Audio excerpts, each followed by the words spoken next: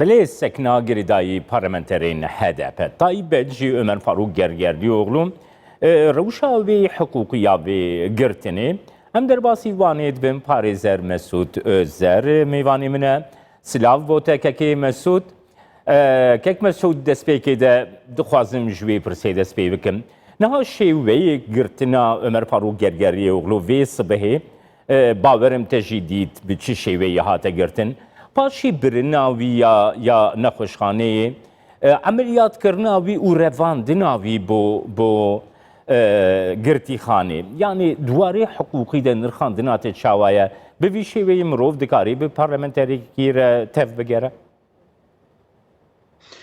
Yani hayfı muxabin ev çend salê dawî Türkiye'de gor hukukê gelek tiştên ne baş diqewmin birêz girtina birêz Ömer Faruk Gergerlioğlu ji rastî neheqîqî gelek mezin bû ji ber ku piştî gohatî hilbijartin bû parlamenter heq bû derheqa wî de ew dost hatibe sekinandin. Li Yargıtay 16. Ceza Dairesi jî dîse ew nîşandaya gotiye piştî ku mirovek hate hilbijartin bû parlamenter heqa sekna wî doza wî were sekinandin. Mixabin derheqa birêz Gergerlioğlu da weke ku dijî kanûn hereketkirin ew yek. Ya di duan jî piştî hate erêkirin jî meclîsê serokê meclisî karîbû heta dawiya wê dawiya 2 sala yani heta ku ev dönem xilal bibe karîbû bi sekinandin ew jî nekirin. Ya sisiya jî birêz Gergerlioğlu serîl Anayasa Mahkemesi daye ihtimalek mezin jî wê wê de mafî wî wê were yani were tespît kirin ku mafî wî azadiya fikr û ramanê hatiye binpêkirin ji ber wê çendê yani gelek kêmasî û xetayê hukukî di wê warîde qewmîn ez karim wê bêjim. Kekê Mesûd niha dixwazim vê sekna beramberî parlamenteran em bigirin dest duwarê hiqûqî de bi rastî sekna beramberî parlamenterên HDP wekî nimûne jî parlamenterekî MHP AK Partî ya hêzên ewlê ya Tirkiye û ya hiqûqê wekî hebû ye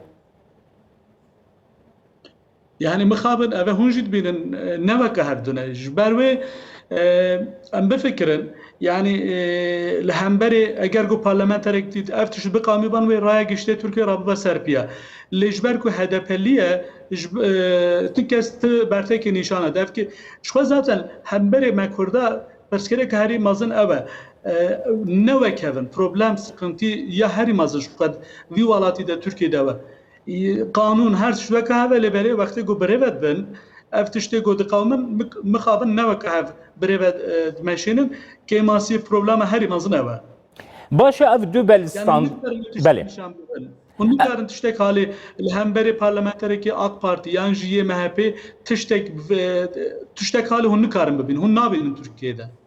Kekê Mesûd ev du belîstandartî du hiqûqê de çawa tê nirxandin gava ku hiqûq bi xwe du belîstandartiyê beramberî welatiyan dike taybet jî parlamenterekî çawa tê nirxandin hiqûqê de ev yek Yani dibêjin ayrımcılık yani weke ku dijatil hemberî mirova dikin ev li gor kanûnê li gor yasayê Tirkiye jî ji xwe hatiye qedexekirin tê cezakirin lê mixabin niha tabii ji ne ji niha ve ev tişt qewmî yani ji 2015 pardon ji 2015 heta îro ev 5 salê dawî de mixabin hemberê HDP'liyan wek hevserokî berê işte birêz Demirtaş Figen Yüksekta wekî din gelek şaredar û parlamenter gelek mirovên dî jî hukukê hatine girtin û dadgeha mafê mirovan ya Awropa biryara daîra mezin jî ev biryar da got 5 salê dawî de li hemberê HDP'liyan tiştê gund diqewmin ne hukukî ne siyasî ne ev biryar da. Kekê Mesûd niha Tirkiye dibêje ez dê reformê di darazê de bikim di rewşa sîstema edaletê de reformê bikim û bûyerên wisa rû didin. Çawa çê divê kekê Mesûd? Belê. Yani rastî tiştek gelekî xelet e. Yani beryan jî çend care me gotiye. Li gor kanûnên navxweyî û navnetewî kanûn xwe têra xwe hene. Mesela birêz Demirtaş hek bû 20 Aralık 2020 de yani beryana sehê piştî got dadgeha mafê mirovaniya Awropa ew biryarda hek bû aynı rojî de werî berdan. Lê mixabin li hemberê kanûnê dizivirin Tirkiye dibêjine kanûna karşı hîle. yani yegona Türkiye brevet bin lehembeli kanuna mıkabit dizifrin jber ku ve tişte neyinece.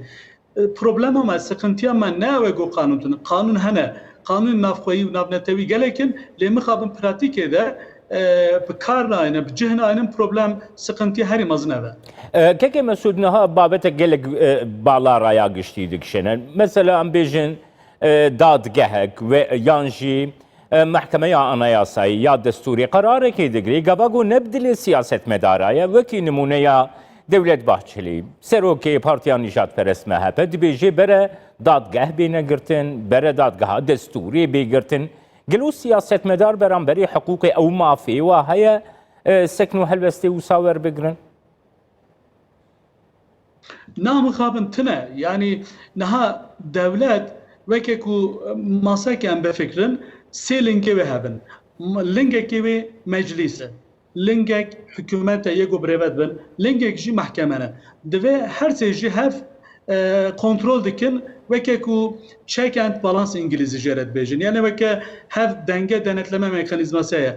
Le mıkabın Türkiye'de valat veke Türkiye'de yego brevet bin yego hükümeti brevet bin her hakip faret binin.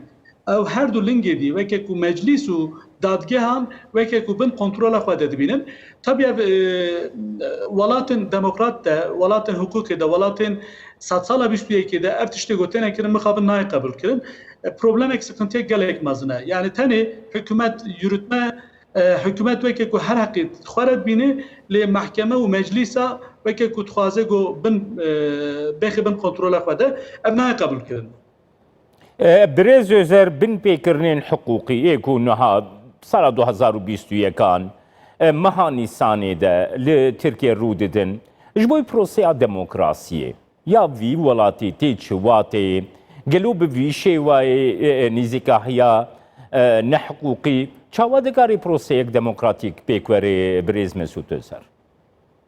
Beli.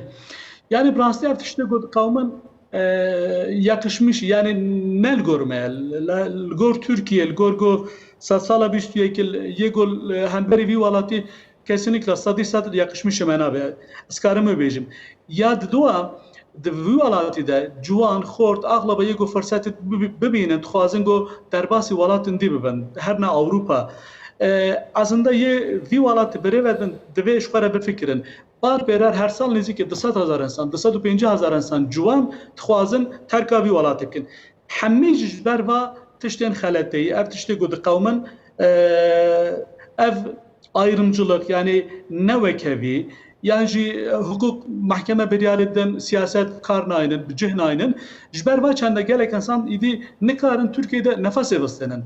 Ev insanê ku niha Türkiye birêve din gelekî xirabiyê vî welatî peşeroja vî welatî dikin. Ez karim wê bêjim. Spas ya te dikim kekê Mesûd Özer parêzer ku ji wanê di mêvanê Kurdistan 24 bû. Gelek spas, roj baş.